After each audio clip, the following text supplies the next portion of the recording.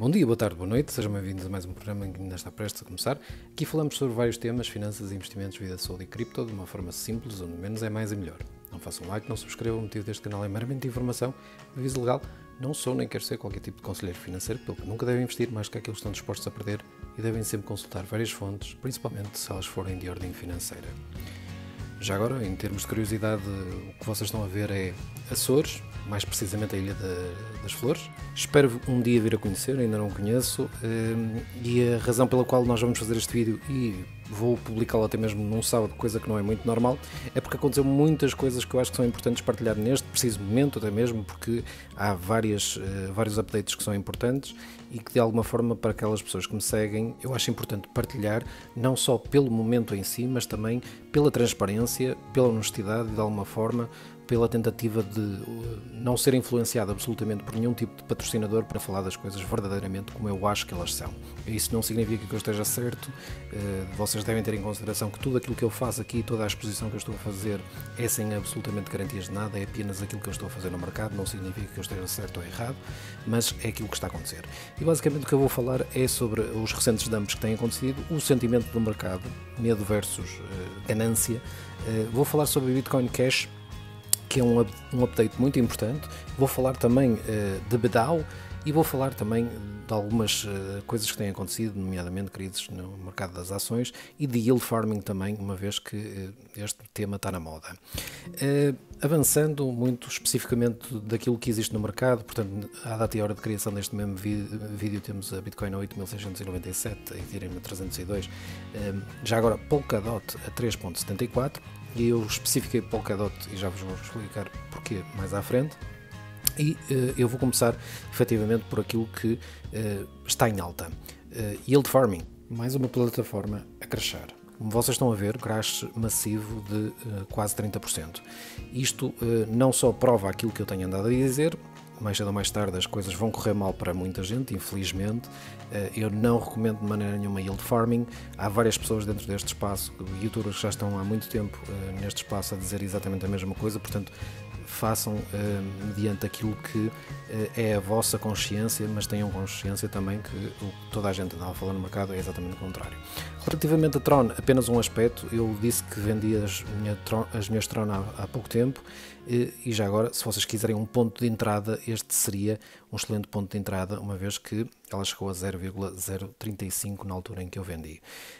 Relativamente a Bitcoin Cash, o grande anúncio, o grande update que eu queria fazer é que eu vendi 50% das minhas Bitcoin Cash e a Bitcoin Cash saiu do meu portfólio de acumulação e passou para o meu portfólio de negociação. Isto acontece, portanto, é preciso, por isso é que é tão importante nós estarmos em cima do mercado. Eu vou-vos dizer exatamente qual é a razão pela qual eu acabei por tomar uma decisão tão drástica relativamente a uma moeda que eu tenho falado muito bem ultimamente, mas a realidade é que as coisas podem mudar muito, muito rapidamente. Bitcoin Cash tem basicamente duas frações dentro da Bitcoin Cash, duas comunidades ligeiramente distintas na Bitcoin Cash. Existe a Bitcoin Cash ABC e a Bitcoin Cash N. Basicamente havia uma conversa dentro da comunidade que se tornou azeda e com uma das frações, que é a Bitcoin Cash ABC, a indicar que provavelmente poderia fazer um fork da Bitcoin Cash, nomeadamente até ameaçou com uma data, no 15 de novembro de 2020, o que significa que isto é péssimo para quem tem Bitcoin, porque neste caso Bitcoin Cash. O que isto significa é que quem tiver Bitcoin Cash pode ver as suas bitcoins depreciarem muito rapidamente, precisamente por causa deste fork, caso ele vá para a frente. O risco que eu tomei foi vender já, uma vez que a Bitcoin Cash tem uma desvalorização, se vocês verificarem aí, de mais ou menos 6%, eu acabei por usar os 50% que vendi para comprar Polkadot, que está a um desconto de 13% face ao que aconteceu nos últimos tempos, e Ethereum, que está com um desconto a 10%, como vocês podem confirmar aí. Curiosamente, no meu vídeo anterior eu falei exatamente da importância do ponto de entrada e ponto de saída de valores, e vamos ouvir agora Ivan Antec, que hoje, no seu episódio de hoje, falou exatamente a mesma coisa. 18, it looked like a no-brainer, guys. You just buy here. How difficult is it? You just buy here. Anywhere here would be nice to buy. And then you sell somewhere here. It's a no-brainer. You buy low, sell high. Most people don't do that. Most people actually lost money in this market. Believe it or not. Believe it or not. Isto foi exatamente aquilo que eu disse no último episódio. E isto é muito importante voltar a falar sobre isto, precisamente porque Bitcoin Cash ABC, a fração ABC está com este problema. Basicamente o que eles querem é que a taxa que neste momento está a ser aplicada aos mineiros de 8% reverta na totalidade para o desenvolvimento da Bitcoin Cash, enquanto que a outra fração, Bitcoin Cash N, diz que não, diz que isso não deveria de acontecer. Relativamente a todos estes dumps que têm acontecido tanto na cryptocurrency como noutros mercados financeiros, há uma entrevista muito interessante. Essa entrevista é de Max Keiser. Max Keiser é um maximalista de Bitcoin, ele não acredita em altcoins, para ele é só Bitcoin, ele vê Bitcoin como ouro. Ele basicamente analisou o mercado desde 1980, ou seja, tem uma experiência superior a 35 anos no mercado como analista dos mercados financeiros norte-americanos, e a realidade é que os dois gráficos que ele acaba por falar nessa mesma entrevista mostram precisamente aquilo que se anda a dizer várias vezes. O primeiro mostra a velocidade como no último ano entrou dinheiro imprimido do ar no mercado das ações, e o segundo mostra como é que ele foi distribuído e a velocidade com que ele teve impacto no mercado das ações, e o que nós vemos é exatamente um sentido contrário, ou seja, ele não teve de maneira nenhuma o efeito que deveria de ter. Portanto, tudo aquilo que está a acontecer em que a maior parte das ações que estão a ser valorizadas por efeitos que não são, na realidade, produtivos, não têm a ver com os seus balanços, não têm a ver com os produtos que eles estão a lançar, mas sim por se ter feito tanta injeção de dinheiro que, neste caso, é para cobrir perdas massivas e, de alguma forma, tentar evitar aquilo que vai obrigatoriamente acontecer. E vamos ouvir Max Keiser a falar sobre Warren Buffett e aquilo que eu também acho que mais cedo ou mais tarde vai acabar por acontecer. Warren Buffett recentemente entrou no mercado do ouro, coisa que ele já evitava há bastante tempo, o que eu acho que mais cedo ou mais tarde vai acabar também por acontecer naquilo que Warren Buffett absolutamente diz que detesta neste momento, que é a sua entrada futuramente em Bitcoin. Vamos ouvir. He hated gold, and in the meantime, you know, he built huge positions in banks. He's a guy who lost money on the airlines twice, not just recently with American Airlines and Delta and others, but going back 20 years, he made a huge bet on U.S. Air, and it was a catastrophe for him. He is somebody who's underperformed the S&P, the index, for 15 years. He's sitting on hundreds of billions of dollars worth of cash, and he's ending his career as a bit of a failure. So to try to salvage what he can of Berkshire and his career, he finally did a mea culpa and said, you know what, I was wrong about gold. I need to own some gold. I need exposure to gold. So he's moving into Barrick Gold. And this will be the beginning of a huge transition out of financials, which he dumped recently, into gold. And then, therefore, he will soon be moving into Bitcoin, or whoever takes his place. About 10, 15 years behind the curve. They were very late to get into Apple. They were very late to get into Amazon. They hated tech during the entire tech boom of the last 20 years. So they're about 10 years behind the times. So I figured that once he gets a gold position, he'll move into Bitcoin.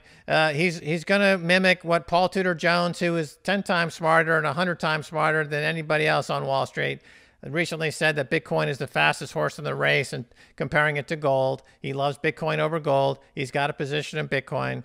So all these major money managers, old legacy money managers, are starting to move into Bitcoin as an extension of their move into gold, as a way to get out of the dumpster fire that is the US dollar. E a razão pela qual eu estou-vos a mostrar este mesmo excerto desta entrevista é precisamente por causa do que eu falei no início e que iria falar. Tem a ver com o sentimento do mercado neste momento, medo versus ganância. Nós temos que nos aperceber que mais cedo ou mais tarde o que está de facto em causa é muito possivelmente um enorme crash, se calhar até pior do que 2008, e ouro e Bitcoin e muito provavelmente poucas outras coisas estarão lá para as pessoas poderem fugir precisamente de todo este sentimento que vai ser criado devido à ganância e que se vai transformar em medo.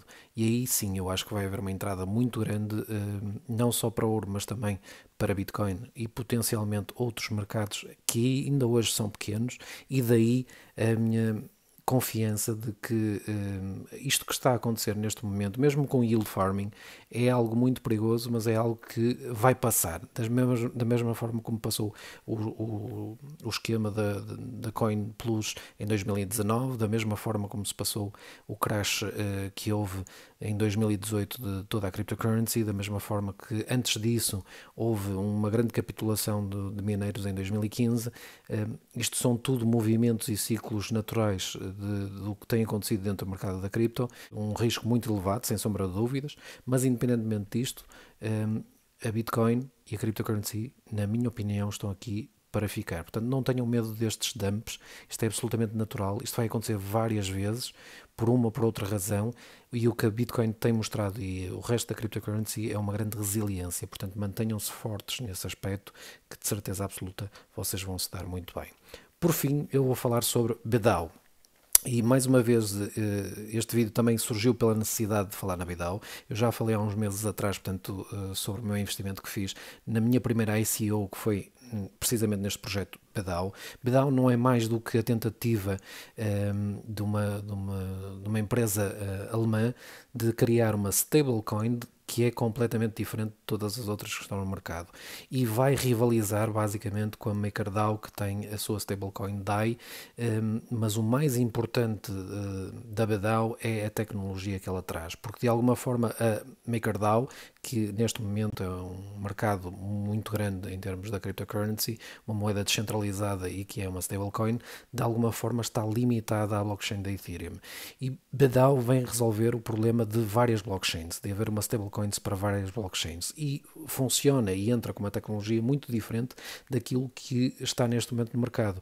O objetivo da BDAO é de facto não sofrer ou sofrer o mínimo de flutuações possíveis em termos do preço do dólar. Isto é algo que é muito, muito importante e é muito necessário para a segurança de todo o sistema da cryptocurrency em termos de quando se faz transações e se quer que essas transações sejam feitas através de stablecoins e em movimentos de moedas que não são stables, que são voláteis.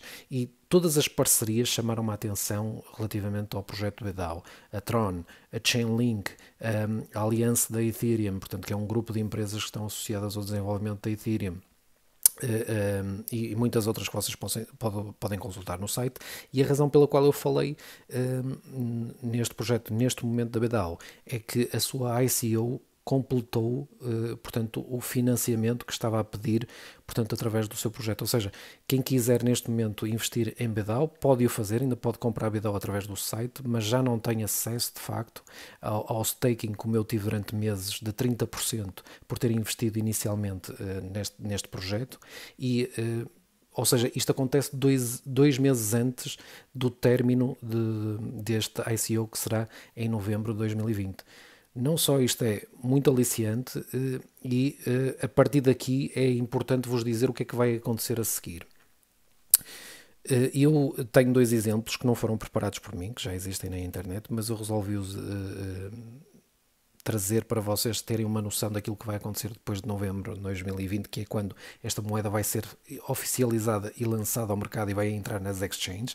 Muito provavelmente a primeira será na Binance, uma vez que eles têm já um acordo de longa data, até mesmo porque é conhecido que o próprio CEO da BDAO sempre gostou muito da moeda nativa da Binance, da BNB, e acredita de facto, e é utilizado até, se vocês forem ver no seu white paper, como colateral para o funcionamento da própria BDAO. E relativamente aos dois exemplos, antes de mais, o que é importante dizer sobre o que vai acontecer depois de novembro de 2020 é que, a partir do momento em que ela entre na exchange, portanto, ela vai começar a ser transacionada a 10 cêntimos.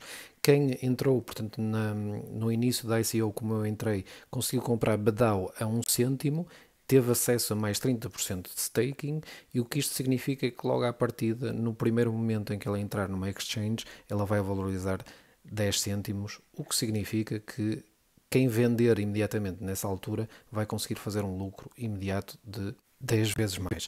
Agora, se de alguma forma isto for, nem que seja parecido com aquilo que foi a Ethereum no início, onde eles nem sequer tinham um produto lançado, e neste caso a BDAO terá algo já a mostrar. E sabendo também que vão existir apenas 1 bilhão de tokens da BDAO, e a partir do momento em que elas derem entrada, portanto, numa exchange, elas vão valorizar, vão automaticamente valer 10 cêntimos, se por alguma razão nós tivermos e fizermos uma conta muito rápida de se fazer, que é o investimento mínimo que era possível se fazer no início desta ICO era de $150.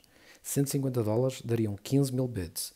15 mil bits, automaticamente, a partir de novembro de 2020, vão valorizar 10 vezes, ou seja, vão passar a ser $1.500. Se isto não é um bom negócio, eu não sei o que é que será. Para além disso, sabendo que a BDAO já tem todas as parcerias que tem, sabendo que já tem todos os parceiros que apostaram também eles neste mesmo projeto, para mim um market cap de 400 milhões de dólares não me parece nada fora de normal. Isto automaticamente iria fazer valorizar a BDAO em 40 cêntimos de dólares, neste caso, por moeda, o que significaria que quem tivesse feito o investimento mínimo automaticamente tinha feito $6.000, ou seja, uma valorização de 3.900%. Se isto também não é um bom negócio, eu não sei o que é. Até onde é que pode chegar a BDAO, na minha opinião? E isto para terminar este vídeo. Aquilo que eu vou fazer, garantidamente, eu não faço futurologia, não vos sei dizer o que é que pode acontecer, mas eu apostei neste projeto como a minha primeira ICO, porque em 2017 eu vi muita gente a ganhar muito dinheiro com ICOs e eu não entrei nesse mercado, mas de facto eu hoje, com a experiência que tenho, sei separar as águas e há projetos que não podem ser vistos da mesma forma. E BDAO para mim não pode ser visto da mesma forma, pelas parcerias, pelos desenvolvimentos, pela equipa.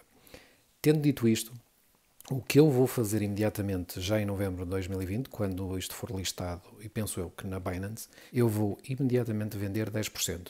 Porquê 10%? Foi o que eu coloquei lá. Portanto, a partir do momento em que eu consigo imediatamente recuperar 10%, significa que eu fico ainda 90% de bits com o preço inicial de 10 cêntimos. Portanto, isto para mim automaticamente faz logo sentido. A partir deste momento eu posso dizer que esta ICO automaticamente pelo menos já não me fez perder dinheiro. Essa é a primeira coisa. A segunda coisa que eu garantidamente vou fazer, se chegarmos a um preço médio de 40 cêntimos, neste caso de dólares, vou efetivamente também tirar lucros. Não vou tirar lucros acima de 50%, porque a partir do momento em que nós atingimos um market cap de 400 milhões de dólares, eu acredito sinceramente que $1 por bid não está completamente fora da hipótese. E, portanto, eu garantidamente vou guardar pela hipótese de a bid poder chegar a $1. E aí vou voltar a tirar lucros. E a minha intenção é guardar pelo menos entre 40% a 30% para o resto do final da bull run. E potencialmente vender ou tentar vender àquilo que for o ponto mais alto na próxima bull run. Vamos ver o que é que acontece. Não sei se estarei certo. Uma coisa é certa, estarei aqui para vos dizer exatamente aquilo que aconteceu, da mesma forma que tenho-vos dito exatamente aquilo que aconteceu desde que eu estou a fazer vídeos. Um bom Carnaval, uma boa Páscoa, um bom Natal e adeus!